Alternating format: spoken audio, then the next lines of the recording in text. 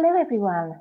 On behalf of Henry Stewart Events, I'd like to welcome you to session 1 of Content Creation from Brief to Deliverable. And I'm delighted to introduce our moderator, Clair Carter-Ginn. Thank you, Claire. Over to you. Thank you, Jeanette. As always, it's a pleasure to be here. And hello, everyone. I hope it's a beautiful day wherever you are in the world. I am Clair Carter-Ginn, and I also would like to welcome you to the first session in the new Henry Stewart webinar series. As Jeanette mentioned, content creation from brief to deliverable. We are going to dive in deep to topics that move the needle for you and your content organization during this series. And I'm very excited to kick things off today with two amazing thought leaders from Brainrider. We have Scott and Kaneesha, and today we're going to be digging into people, process, and technology, finding success through flexibility. And a bit of housekeeping before we get started. We're going to chat for a while and then open up for Q&A as always. So please submit any questions that you have as we go along and that you'd like to ask the panel. And we'll take some time at the end to get through as many as we can. And any that we don't get through will be shared with us, and we're happy to take some of the conversations offline if needed. So without further ado, let's get started. As I mentioned, I'm Clair Carter-Ginn. I'm a partner at Forecast and a consultant on all things creative and studio ops. And first of all, let me thank both Scott and Kaneesha for joining us today. And I'm going to ask you to introduce yourselves and also tell us a little bit more about Brainrider, and then we'll dig in to our conversation. Sure. Thanks very much, Claire, for moderating today and having us in the discussion. I'm a Claire and I were just talking about this. I'm a 30-year veteran in the advertising business, and it's really changed a lot over the years. In the past 15 years, I've been principal at a firm called Brainrider. And our mission has been to deliver capability and capacity at scale. And I'll talk just a tiny bit about that as we go forward. But I think the relevant point for today's conversation and the relevant point this week is that over 30 years, that's given me 4 marketing recessions to live through. And nobody's using the R word yet, but we're going to talk a little bit about economic uncertainty, budgeting uncertainty, resourcing uncertainty, and sort of how to cope with that, based a little bit on my experience and a lot on the experience of Brainrider and Kaneesha's leadership of our production group. So let me pass the torch over to Kaneesha, and she can introduce herself as well. Thank you. Hello, everyone. I'm Kaneesha. I currently work at Brainrider as the Director of Production and Workflow Operations. I have 10 years of agency experience, 5 of them, just over 5 here at Brainrider. And I oversee the team of producers who we call the glue to getting it done. Whatever you need done, we get it done. And then I also oversee how do we continuously improve our internal operations as it relates to projects, their workflow and systems. And so, as Scott said, I'm really excited to dive into this panel with both Scott and Claire and talk a little bit more of how we've been doing that over the past 5 years or so. Fantastic. All right. So I know that Scott and Kaneesha put together today a little bit of a visual presentation for us, which we all love as creative people, because as the way I see it, even if you have the word operations after your title, it does not mean that you're not creative. So I'm going to turn it over to them to do a little bit of telling us about some of their experiences, and as Scott and Kaneesha mentioned, digging in on some of these topics that are especially relevant in the last couple of weeks, as we've seen so much robust change in such a short period of time. And then we'll dive into a couple additional topics before we go to Q&A. So Scott, I know you are manning the deck, so I'm going to pass it off to you and get us started. Sounds great, Claire. And I think it was super wise to orient this whole series around flexibility, right? That's sort of the catchword of 2022. It's definitely going to be the approach to 2023. So in today's slides, we're going to just tell a little bit of story around that kind of flexibility. It fits our model really well because we are a marketing and creative services agency, but our model specifically is really about capability capacity gaps for high growth companies. So those are some of our clients across the bottom of the page. They're almost all in the news right now. You know, the amazing thing about working with growth companies And the press isn't covering that very well, but they're often taking 2 steps forward and 1 step back as they pivot. And they pivot more quickly than any clients I've ever worked with before, which really puts a tremendous amount of pressure on your workflow, on your resourcing, on your staffing plans and budget plans. But that pressure makes you get smarter on how to do that in a more flexible way. Now, I think all of us as marketers, marketing gets hit first in economic uncertainty. All of us sitting here in November are probably uncertain about 2023 budgets at this point. And companies, who are seeing fluctuating budgets, market uncertainty, execution bottlenecks of what's happening, what do you do from a resourcing model? What do you do from a production perspective? What do you do from team morale?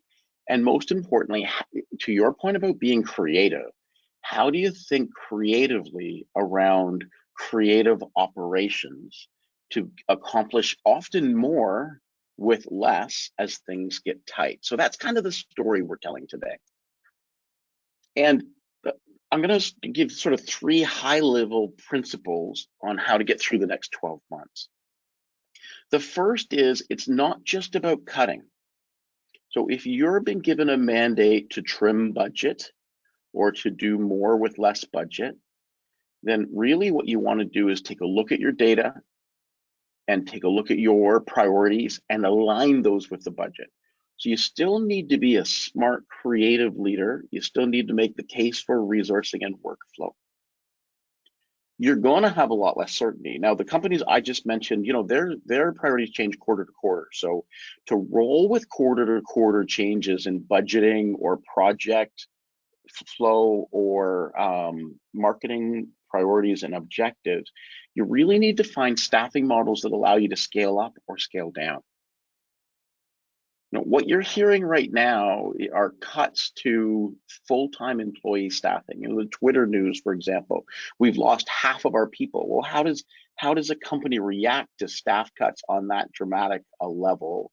You start by prioritizing, but they're actually have cut that deeply so that they have more budget to spend in the right places. And so what we've noticed with our clients is that, in fact, once cuts happen, things take a week or 2, not usually much longer than that, to stabilize, and then budget priorities get aligned with the new objectives. But it doesn't necessarily result in new headcount.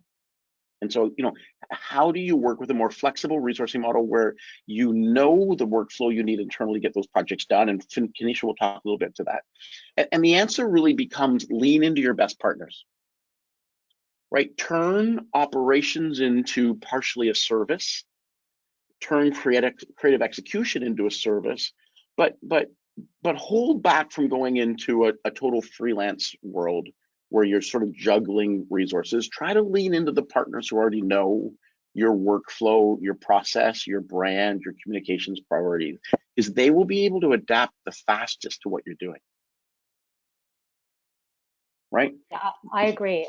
Oh, I'm sorry. I was just going to say one of the. Go ahead. I got a little presenty there, but just because I love that topic. But go ahead and I love the panel format. I just jumped in, which I generally do. But it's something that I've said to clients for a long time, which is, we all know how to run our business, and we are focused on how to do the best we can for our own organizations and our teams. And so often it's hard to have visibility into what's happening in other organizations. And it's one of the things that's great about the Henry Stewart events and this community that we're bringing everyone together.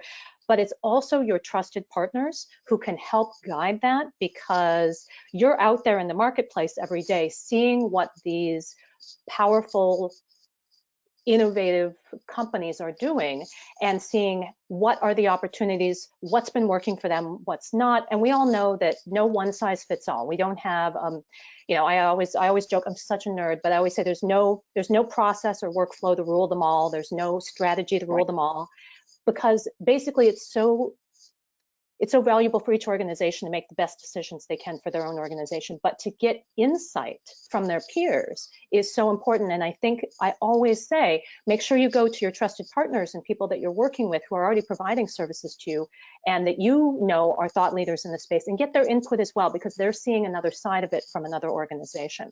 So having said that, Scott, I'll turn it back over to you, but I just wanted to pipe up with something. I agree with you completely, because I think that's very important to do. Yeah, I love that insight. And from an in-house marketer perspective, you know, you're really balancing contractor freelancers, your in-house team, and agency partners. And on the agency front, you know, there's a new generation of agencies. Brainrider, we like to think of ourselves as one, where we really think about that deep partnership, not as, you know, give me 6 months and an art director and a copywriter and I will give you an ad, but really part of your in-house production process, where teams are, we can provide people on an embedded contingent worker basis on a 6-month or 12-month contract, where it doesn't look like headcount under the new budget. Or reserve capacity, where you've got actual studio resources that are reserved for your use on demand, which can give you a price break against typical agency project-based work, right? You're also going to lean into your contractors or freelancers. So it's a balancing act. But over the next 12 months, for almost everyone on the call, I would predict that the yellow square in the middle is going to dip a bit, right? CFOs are going to get really conservative about headcounts and hiring, because moving flexibly against economic conditions is much harder that way, versus agency partners where you can change contracts, or contractors and freelancers. So it's not always about adding headcount to your team to get it done. And that's not really going to be the answer for many people over the next 12 months. We're fortunate to work with some amazing brands. We have a little bit of a story. We're not telling any tales out of school about Coinbase. They are a crypto company that's been very much in the news over the course of the past year. They are a key, valued, and loved client for us. And they had large job cuts early this summer, as opposed to this quarter or even in the last week. And the way they responded to that is, I think, an illustrative story. So I'm going to let Kaneesha, hand the baton over to Kaneesha and let her tell some of that story. Yeah, and this is actually a great segue, because as Scott just mentioned, he spoke a bit about reserve capacity, and I'd love to tee it up by just sharing a little bit more of what that is, so that as we explain the Coinbase story for those who can follow along, knowing the Brainrider terminology here. So how we came to be reserve capacity at Brainrider is, we had a previous model in which we thought supported our clients based on the need at that time, and it did, which was having a dedicated team for our clients like a Coinbase, the bigger, larger enterprise companies that needed quick resources on demand. Now, what would happen would be, there'd be flex, ebbs and flows, which is natural. And so there'd be times where that team is working great, they have full workload, but then there'd be times where maybe it's slower in this season and we're just going to gear up for an increase in work. Yeah, the ebb and flow of marketing, it happens. And then that made that team have capacity but be untouchable, because they were on that account. And so as a team, we wanted to be able to support other clients who now they're flowing with more work, but these resources weren't locked in. And then also it's marketing, it's agency, people come and go. And so we had clients who because we were selling people, it was, oh, I am detached now, feeling detached from this person who's moving on. And so we really reevaluated, how do we best support the needs and where the market is going? And that's where reserve capacity came into play. It was, let's disassociate people from being the resource, but the actual function of what's needed. And then also, when we are lower, the ebbing and the flow of having less work, our clients are paying for that time with our current model Now with moving to reserve capacity, you're just paying for what you need and you don't need to fully commit to a full role. So that allowed us to be more authentic because we don't want anyone paying for what they don't need, but then also allowed us to flex between clients and what they needed when they needed at that time. And then also allow to have our resources feel more creative by being able to work cross-functionally among different clients. And so that brings us to Coinbase. Coinbase came right at the time in which we had realized after evaluating our existing model, this is a better way to go. And so they came on to our flexible reserve capacity model. And at the time, flexing up is where we were able to support them because they were at a place where they had a lot of work, they had a marketing bottleneck, and now it was time, they just needed more hands on deck. They didn't know exactly what it was either. They just knew there's going to be campaigns coming, there's going to be emails coming. And so we just need support. And that's how Brainrider came to be a partner of Coinbase. And how we were able to make that partnership work was just being a partner to them. Claire, you spoke a little bit about that, is just have a conversation with your clients, understand their needs, and that's the approach, is where are you at right now? Working with that team, the current point of contacts we were working with, they hadn't done this before. They hadn't worked with an agency before. And so it was more about listening, but then also bringing together what we had from experience to help get them to where they needed. And so through that, at first, it was assigning a team who's been through this before. When you work at Brainrider, you are just, it is in our culture to just be used to change because things are always changing. And I think that's the key there. In order to have a successful team who can support your clients, it needs to be in their almost blood of how to work, because they experience that internally at our company. So they're able to be more understanding and empathetic to the client who has ambiguities, because that's what it is. It's working with teams who they know they need more hands on deck, but we don't have all the answers. And so as a company, we're very transparent and we empower our team to really own those conversations. And so by equipping them and making that who we are, that's really supported. One of our big core values at Brainrider is to be people first. And this might sound like I'm really trying to sell our company, but I think it's important to understand the background of how we support our team, because I think that is what the secret sauce is to being able to support our clients, is leading empathy first and treating them as people and making sure that if we treat them that way, that's how they'll see their clients. One of the things that we don't push most for is money, finances. How are we charging them for it? It's not about, if you need to have a conversation with me, then you need to be thinking about how much it's going to cost. That's not in how we treat our clients. And so with that, it's very much about what do you need first. And so our clients and our producers and our account managers, they have really strong relationships because they know I'm just a phone call away and let's talk about your needs. And so that's the empathy part of it, is we lead people first. And so with that, bring it back to Coinbase. We've now signed a contract with them. We are just ready and available to have this conversation with their team, and we're working along. And then as we know, we get into the market change for them, which was very much globalized.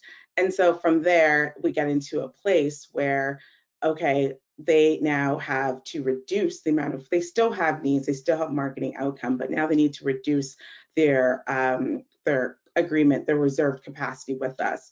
And our team nimbly was like, what do you need? How do we change this? And this brought them into a stage of needing to flex down because of their industry shift. And because our team is built to listen to the client, not push a process. As Claire also mentioned, there is not a one-size-fits-all process to any of our clients. It's all about listening to the need and then acting on that. And so that's when, working with Coinbase, we were able to be in a position to say, all right, well, if you need less, we have that for you as well.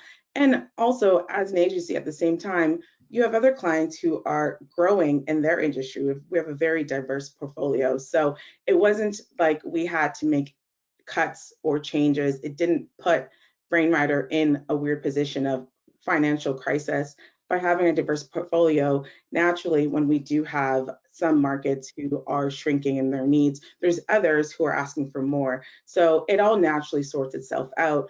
And also by taking the identity of a person on our team out of an account, they're also less concerned of, when I see this name on the market, what's going to happen to me. They also know that, you know, it's more than just that. But then also just from the client side, them noticing that we're not frantic, we're here to support them, that it's not about, hey, what about us? It's what about how can we help you? They feel very supported. We're there along the journey with them. And so by supporting the team and how they feel comfortably in the accounts, gives them freedom to comfortably support the client and just think about them. Let me jump in, Kaneesha, because I think there's a really important point that you sort of highlighted in there, which is, along with empathy, which is understanding your client's shoes, right? When their budgets change or their priority change or their team changes, there's just a lot of emotional stress. That's the about people part. But the resourcing part, although people are critical to resourcing, the actual strategy doesn't sit in who do we have. That's the output. The strategy should be sitting in the question of, what's the work? How much work is there? What are the skill sets that are going to be required to get this work done or change of work done? And then what's the workflow? What's the level of integration that's going to be needed? Some projects need to stay with an internal team because they're mission critical or they're really quickly evolving as a company pivots. Some projects you can give out to freelancers quite easily because they're a very defined element. You've got a content piece, you've got photography work. The brief is very clear. And then there's a little bit of a middle ground where you're trying to get work done more efficiently at scale, where the amount of work justifies a partnership. And the skill sets might be an overlap of skill sets you have in-house and out-of-house. And so you're going to need some flexibility around the hours, around the way the budget is deployed to accomplish that work. So over the next 12 months, if your budgets change, which they're going to, slow down, take a beat. Everybody comes out the other end of a recession stronger. It's hard, it hurts, but everybody comes out of it stronger. And for those survivors in a company who are responsible for allocating the budget, you've got a new mission, which is to do the same, maybe even a little bit more with less. And so you have to get over the emotional hurdle of my team has changed and into an assessment of the work, the volume of work, the skills needed, and then the workflow that you need to go with. And Claire, you've probably seen that. You and I both come from lots of experience within the industry. What's interesting today is you've got many more options as an in-house agency team with which how to manage that change. Just like Kaneesha's story about Coinbase, where they really flexed up. We couldn't get enough work done for them over the first quarter last year. And then that same client comes back and says, we don't need to change a 12-month contract. We need to change our contract currently to flex down. Yes, How do we do that? Yeah, and I think that that's something that none of us can predict. And I actually have several clients who had open hire roles that they actually had candidates for, and as of this week, those roles are gone. So now they've got to figure out, okay, I had budgeted for someone and I had budgeted for someone to come in and fill this particular role. What's my solution now? If it isn't, I mean, I was a freelance copywriter for a lot of years, and I really appreciated the fact that clients love to hire me, and I got to know my clients, but managing that is it can be so complex. So having, again, a partner that you can go to who can help you understand how to flex up and flex down without, I guess, some of the pain points that come from staffing, that come from training people in, that come from managing a high volume of freelancers. And I think that the beauty is that what you said, Scott, and right now there's a lot of emotion behind it. And Kaneesha, I wrote down secret sauce because I think that's so great in terms of the idea of people first and managing with empathy and being able to understand this is not an easy time. We're all going to have to make changes, but also appreciating that as a leader and a manager in our space, that we may have to make some tough decisions, and we have to be supportive of our teams, but don't forget to be supportive of yourself too. And that's where having, again, partners that you can turn to and say, I'm in a pickle, and how can you help me figure this out? Having some of those strategies that people can help you with, and then whether that's working with a trusted partner or coming to some of the community events that we have at the Henry Stewart has, or some of the other communities, so key to hear from other people. And I'm not necessarily, I mean, I'm all for therapy, please, by all means, let's talk this out, let's have a moment to vent, but we also need to come up with solutions. So having some strategies to help people saying, here's what I tried, can be so beneficial. Yeah, you've nailed it. And you know, here's an example, for example, of what, when you get through the empathy part and you've taken care of your people and understood where they're coming from, you still need to manage the practical business realities. And so in that, understanding what's the work, how much of the work is there, and therefore how many skill sets will allow you to make better business decisions in the face of all of that emotion. Yep. And our counsel to you, with lots of experience working with clients going through this right as we speak, is production. And one of the reasons it's awesome to have Kaneesha on the call today telling the production story is, you know, the workflow management, understanding the stakeholders, understanding the budgets, and most importantly, the ability to prioritize often means your production resources should really stay in place. You're still going to have business growth needs, so your digital campaigns often will still run, so they become the next priority. What's interesting, and you're a copywriter, and there's going to be designers that are on the call as well, is that design and content, you know, they become much easier to outsource when you're uncertain of what's happening. You want the creative direction to stay in place, but to find a freelance copywriter, freelance art director, or an trusted agency partner where you can outsource more of that out to, not as a head count, can work much better when you've got core production resources and you've got campaigns still running. So as you're going through I've been given the task of reprioritizing budget, likely a reduced budget, this might not be the right template for you. You know, this is just an example, but the thinking is, go back to how much work is there, what is the work, what are the skills needed, and how does that match my current flexible resourcing? The question you want to ask over and over again right now. Yeah, absolutely. And I think that you also said something that I want to make sure that I reiterate, is about having that creative authority still in-house.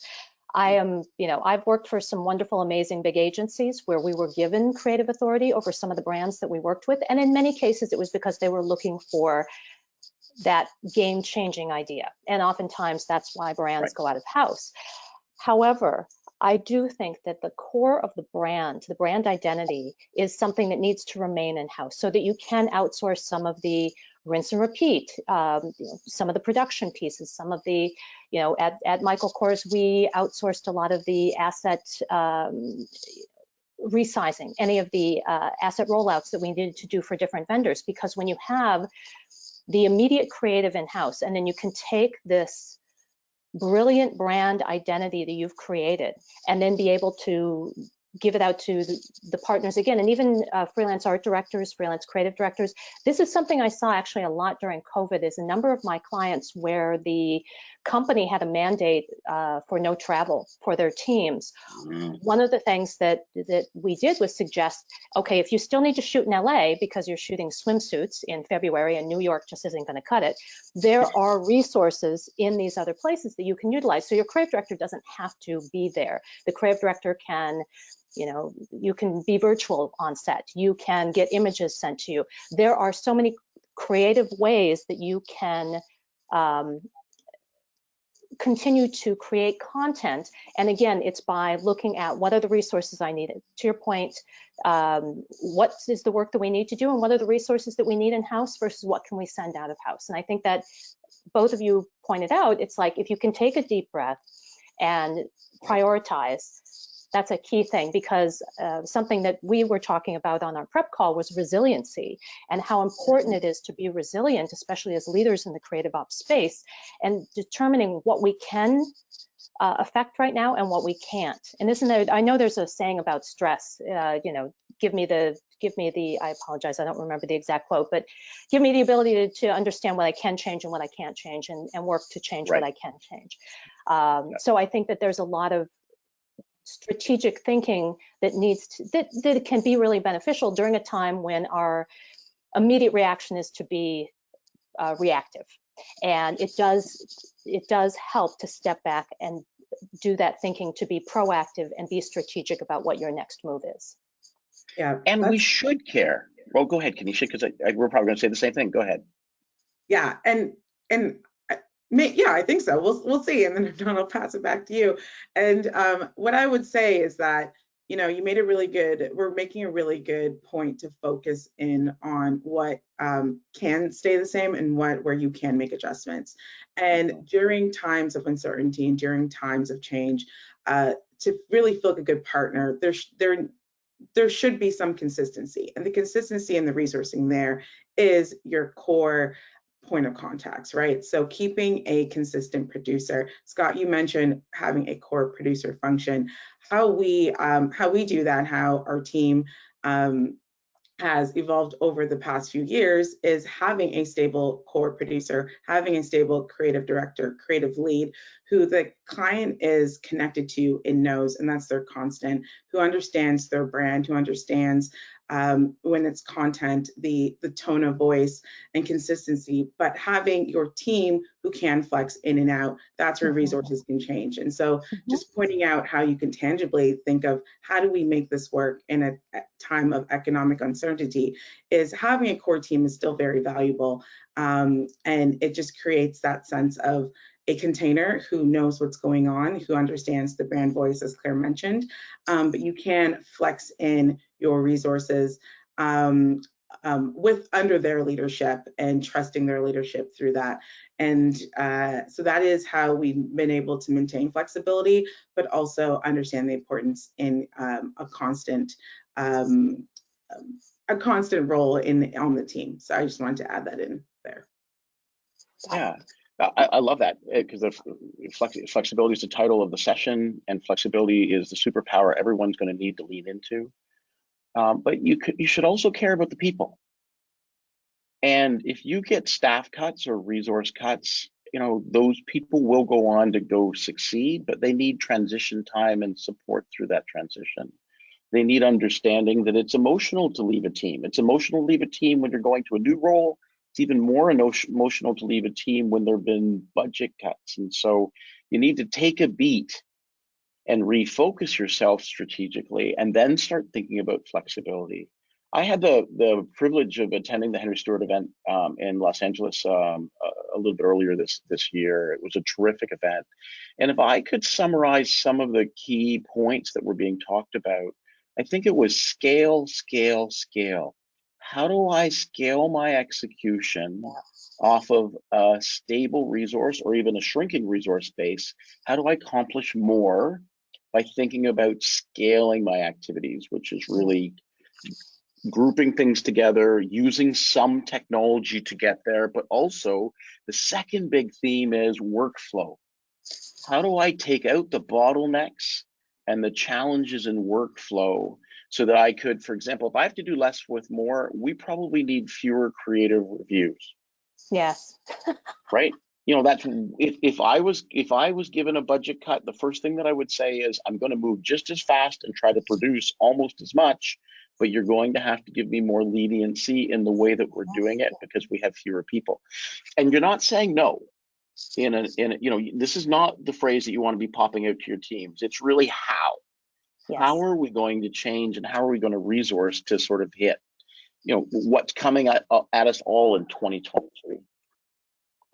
Yes, I agree. And I think that one of the things that we talk about, I mean, frankly, a lot at the creative operations events, and this goes for design ops and photo studio ops and production ops as well, is just the fact that again, because people are so heads down getting the work done, a lot of times the teams can become siloed. And I know everybody on this call is probably like, really, Claire, that's the way you're going to put it? Because they're all siloed. And that it is something that as an internal agency leader, or whether your team is 2 or 300 globally, you're really trying to remove those bottlenecks. And I agree, review and approve is always a challenge. And we can talk further on another call about solutions for that.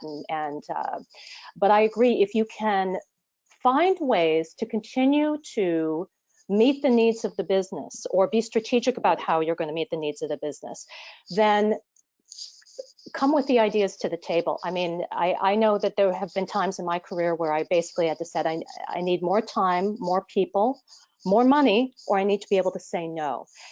These are not strategic options. I wouldn't necessarily go to my leadership team and say that, Right. but in my, that's what I'm thinking in my head. So when I'm thinking this in my head, then I go and I say, okay, what are the solutions that I could come up with? All right, this is going to go 2 rounds and not more than 2 rounds. And I think that's one of the things as internal leaders that we struggle with, because so often, if you've been on the agency side at some point with content creation, that, I mean, let's face it, each round might, there are 2 rounds, and after that, there's an additional charge. And if you're in a situation internally where there's no chargeback model, then a lot of times multiple rounds can keep happening. And to put a cap on it, I don't want to say this is an opportunity for people to kind of put the reins on, but this is an opportunity to say, how can we be more strategic in how we're going to get things done, knowing that we have these parameters around headcount, cost, et cetera. So I really love this slide, and so I'm going to stop talking because I want you guys to be able to have time to talk through this. But I do think it is a unique time to step back and be more strategic about how are we going to get the work done in a way. What can we put in place that we've been talking about for a long time? Because sometimes it is these great moments of strife or change that drive the most innovative ideas. And so as innovative as we can be, and again, any way we can think about to break down those silos and get the other teams involved earlier on is so beneficial.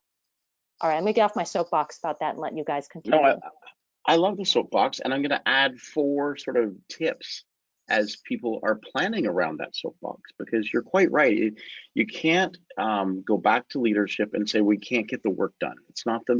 They're not going to respond to that message. They're going to replace you at worst case, right? You also can't create miracles, and so something has to give. And what gives is smarter workflows. And you're sitting on an asset of understanding what you've done in the past. So, the amount of work that was in the past, the skill sets that you had, the way that those workflows happen, and then where time was being spent. Because ultimately, scaling is about optimizing where time is being spent in particular. Yeah. And you want to be doing that by resource type so that you can influence your planning, not just in-house and out-of-house, but then the various resource types within your team. So whether it's copywriting or photography or art direction, strategy, campaign execution, digital tool management, social media, like there's a lot of different resources, some of which you may have needed a full resource for in the past, that you can think through a workflow change that will allow you to do it with less resource or less friction. And that takes you down to triaging your projects and establishing priorities. So the argument you're going to win as a leader isn't no, it's going to be, here's how we can prioritize to get it done. Here's how we are going to improve workflows to get it done. And here's the areas that we're going to need to make changes, which we all know as creative operations professionals really means what's going to have to give. Right. Time, quality, budget. That's always going to be a truism. Where's it going to give? And it's really going to give through the process. Go ahead. Oh, sorry. Nope. I was just going to, on that, something that came up with a client the other day was, basically, here's my current state. Here's the future state I need to get to. What's in between? And I heard somebody call it better state, which is, I think, a great way to think about it, which is, all right, I can't get here tomorrow, so what can I do? What small changes can I make today that are going to improve and help me get to the future state later? Love it. Absolutely. Yep. It's all Well, about iteration, right? It's especially as being a producer and studying project management. Agile is a word that's tossed around a lot, but that really is where we're at. Is no longer is it waterfall planning of something that's going to take 5 months to build and then produce because the market's changed, your needs have changed. It's all about what can I get out now, and what and how I go about that approach is what's going to have the most impact right now. Sure, if I think of the whole big vision idea of how I would prefer to do it, that's going to take time. So what is the objective that I want the person to get out of this output, and what do I need to focus on and maximize that? And that's the way that I look at prioritizing. And then over time, we all have some type of phone who has a system update, right? You have an iPhone, which is iOS, or you have a Samsung. And when you get a system update every month, because they're iteratively making it better, they're not waiting 2 years for the perfect model. So that's an approach that we as marketers could take for what can I do right now so it's good enough, but I can then go back and keep and inspire and encourage the team. And that's what you want to bring to your leadership team is this is a big vision, but this is what we're going to focus on right now, and this is how we're going to get it done. So good. Absolutely agree. Absolutely agree. And one thought that people might not have, and Kaneesha hinted at it in some of her comments earlier, is open up your scopes with your vendors rather than boxing them in order to optimize your resource strategy. So it's if you have a trusted partner, they're going to flex with you. And you don't have to feel bad about asking for that flex. You know, what you want to do is you want to say, hey, we need to retumble our resourcing strategy. We're going to need more of this and a little bit less of that now that I've done an assessment of the work, the skills needed, and the resources that are available to do it. And so I know that you are on, you know, we tend to do quarterly scopes. Maybe some people would be embedded on 6-month periods of time. But you know, if some of you are living on 12-month vendor contracts, you've actually got great negotiating clout. You know, you have to go back to them and say, look, I've been told to cut. Your agency partner will know those cuts are coming. They've lived through it before at a senior management level, and so they're going to be on a save as much revenue as possible, or if they're really smart, they're going to be on a let's continue to invest in the relationship. Those continue to reinvest in the relationship partners will be willing to open up your scope instead of boxing it back down and holding tight to it. And that's when you know you've got those deeper partner relationships. I agree. And I think that something that I always tell clients to strive for is, you know, 80% of your work is planned, 20% is the last minute. I mean, in an ideal state, it would be amazing if that's the case. A lot of organizations can't do that because the planned work takes up all the time. So then that 20% are the external resources. So if you're looking for what to send out of house versus keep in house, maybe it's those last minute projects. Maybe it's the ones where, you know, you have a global partner who can be doing the work in a different time zone. So when you get up the next day, it's available. Really determine, you know, and I know with social media and how quickly things change and how quickly additional requests get added, and every client's request is number one, let's face it, whether that's actually true or just in their minds, you have to be able to accommodate as much as possible. So to both your points earlier about saying yes, look for what absolutely has to get done as you're doing your scope of work and try to build in that extra time or find the resource that can help you manage any of those projects that are more of the last minute. Yeah, great point. And really around that, you know, that's the triage your projects and establish your priorities as sort of the hint. But what you do, your advice of, you know, what are the burnout projects? What are the last minute projects? What are the projects where you might need an agency throat to choke in order to get the accountability that you need to get it executed over a period of time?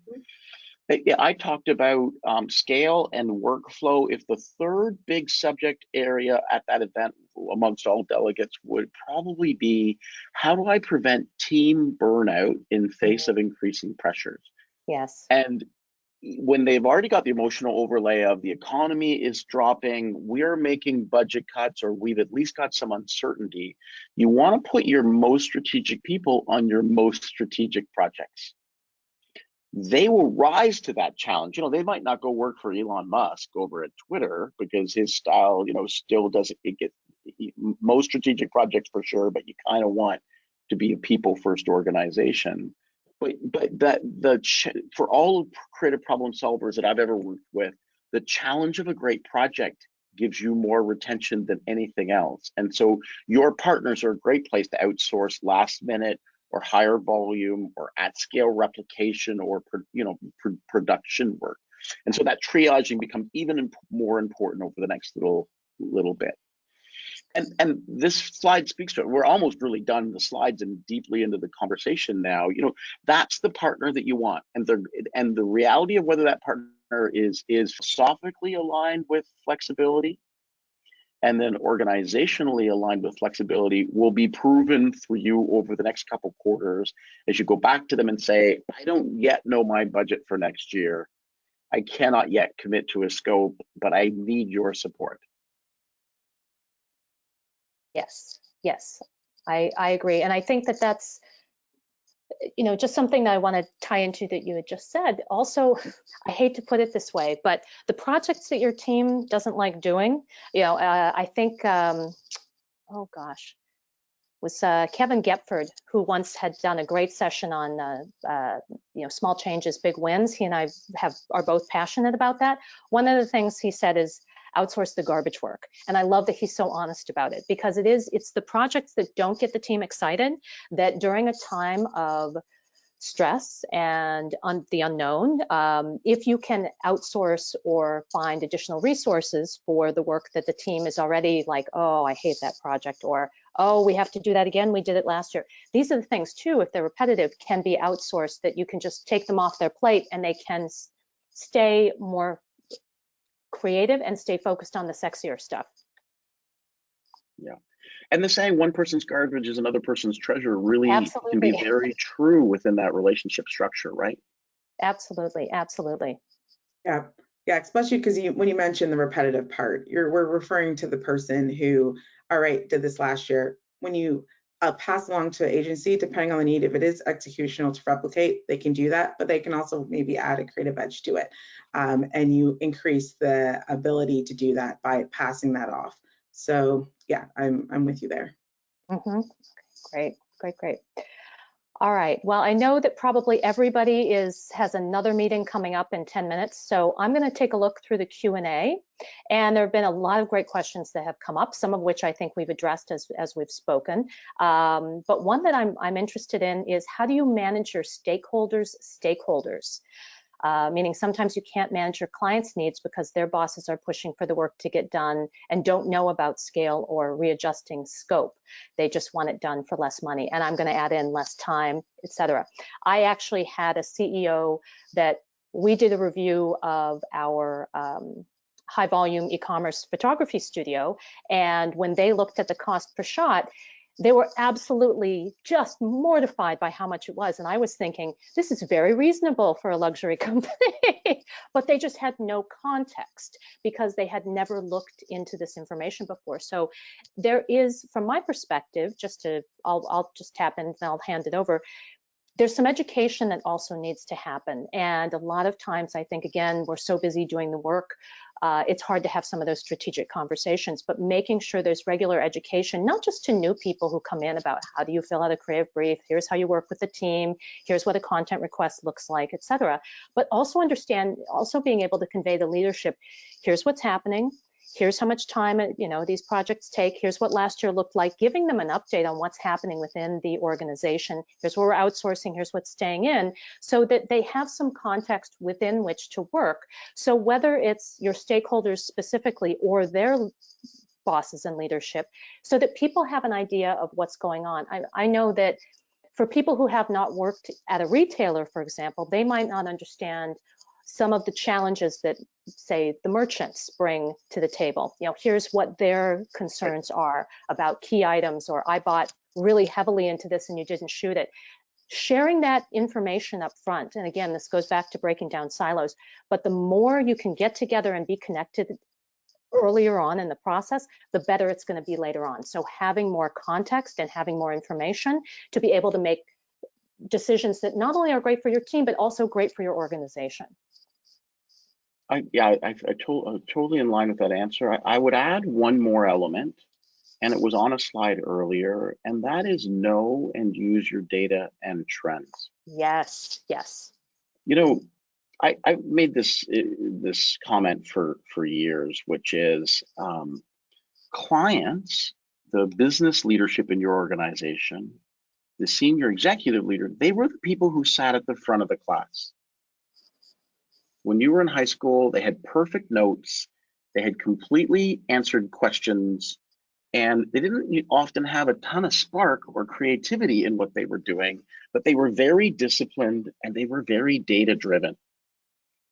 And then there was the row at the back of the class, who I loved, who actually were the creative thinkers. So you would give them a math problem and you just didn't know how they got to the answer, even if they got to the right answer. And those are two different language sets. And so in running creative operations, we often think through and come from creative backgrounds, but we really need to translate the data, to lean into the data that we have, and then translate the story into that data so that management can actually react to that data, because they'll react to sales forecasts or production changes or inventory changes, and you just need to be able to think of creative resourcing in their terms to get them to understand. Right, great point. And you don't need Don Draper, right?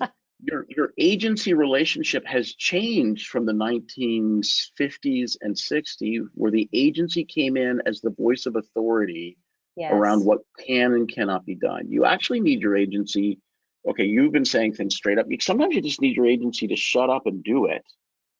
Yes. And stop arguing with me about the brief or how the brief could be better, because it's not going to get better in the timeline that we've got. Right. And so that deep partnership means that, you know, your agency is focused on where do they deliver the highest value, and that's flexible resourcing, not necessarily better understanding of your brand or how to lecture your team about their briefs. Mm-hmm. I actually had a client. Oh, I'm sorry. I actually had a client. I'll just say this quickly, who had 12 agencies. And one of the best things I'd seen them do, first of all, I was like, God, why do you need 12 agencies? But they would get us together quarterly. And whoever the lead agency was with the overall campaign, whether it was the internal group or someone external, they would start by presentation. And then everybody would show the pieces of work that they were doing, the type of work that they were doing. But it was so beneficial because for some of us who are more on the production end, we still had the same seat at the table. It was not, we weren't treated as, you know, the agency nobody wanted to talk to. We were still extremely valuable. And this is, you know, 10, 15 years ago, before the volume of content had grown this high. And I think that's something that we need to remember too, is that everyone is bringing value to content creation, because at the end of the day, that's what this is about, is how do we create content more efficiently and effectively, either through in-house changes or external partners. Really having everybody, again, having a seat at the table, and communication. I can't stop talking about communication and collaboration as two keys, along with everything you've said about kindness and people first and understanding the client needs. And we haven't even gotten into culture, which is a whole nother webinar that we should do. But I think that there's so much to that, as an agency being able to provide multiple services and be able to do the quick turn, and also be able to help us with bigger projects as they come up. And Kaneesha, I'm sorry, I think I cut you off. Please. No, that was a great tee up, because everything you both said is great. And what I was going to say is the collaboration and the communication, and just that question of how do we communicate with the stakeholders behind the stakeholders. And there's an objective that's been brought to the table. And so what your work you're delivering to should speak to that objective. So to communicate how you arrive to your end deliverable and how it meets that objective in that goal is to authentically and effectively communicate what your process was in delivering to that, and then sharing that story so that when it makes it to the stakeholder behind the stakeholder, that they are focused, they're not so much focused on have they met our objective, because I think of it like an essay. When you write an essay back in school, you had to put in some supporting points of how you arrived at your conclusion. And so by communicating how you arrive at your conclusion and why this supports their objective really makes for an easier communication and conversation and a reduction of rounds, because they're trying to make sure that you understood their needs. And so communication, collaboration is key on getting to that. point. Fantastic. Yeah. Well, we have, I mean, there's like 20 questions here that we're not going to be able to get to, but I know that Jeanette's going to send them to us, and Scott, Kaneesha will circle back with anybody who wants to continue the conversation. I know there's at least one or multiple links in the chat for some additional resources at the Brainrider Hub, and my whole screen just went nuts, so I'm just going to get back to the right page. Okay, I can see everybody again. I'm going to wrap things up because we've got about 4 minutes before the hour now. And again, I know everybody's got places to go and things to do and content to create. So first of all, let me say thank you to everyone for joining us today. We hope that you found the conversation insightful and inspiring, and you have a new view into some of the topics. And I want to say a special thank you to Kaneesha and Scott for joining us today and sharing some of their experiences and some of their ideas, especially about how we tackle things. Sorry, that's the joy of living at home, is I'm one of the few people who still work from home, and so UPS always buzzes me. So everybody knows I'm home, Amazon's favorite person. Anyway, point being, hope everybody had a great, all right, embarrassing as all get up. Everybody can hassle me about it later. But thank you for joining us, and thank you to Kaneesha and Scott so much for putting this together, and thank you to the Henry Stewart team, as always, for getting us all together to talk about amazing topics that I think are really important to creative ops folks. And I just want to do a quick plug for our next session, which is going to be on December 1st. I think that's in 2 weeks. Hard to believe. Oh my God, 2 weeks, 3 weeks. And finding the perfect blend of in-house, out-of-house, and hybrid with Corey Dill, the Director of Marketing Ops at Stanford Healthcare, and Corey O'Brien, Vice President of Strategy and Solutions at Aquint. So again, thank you so much to everybody for joining us. We really appreciate your time. And again, take a look in the chat for additional links. I think some people had asked, will the recording be sent out? Yes, it will. And don't forget to look at the Henry Stewart YouTube for some additional videos. I know that, again, if you're interested in culture and some of the things that Scott and Kaneesha were talking about, Scott did a couple sessions at the Creative Ops virtual event, the Festival of Creative Ops, this October, and I believe those videos have just gone live. So go over and check those out at the YouTube. At the YouTube, God, I'm dating myself. Okay, so anyways, thank you everybody for joining us.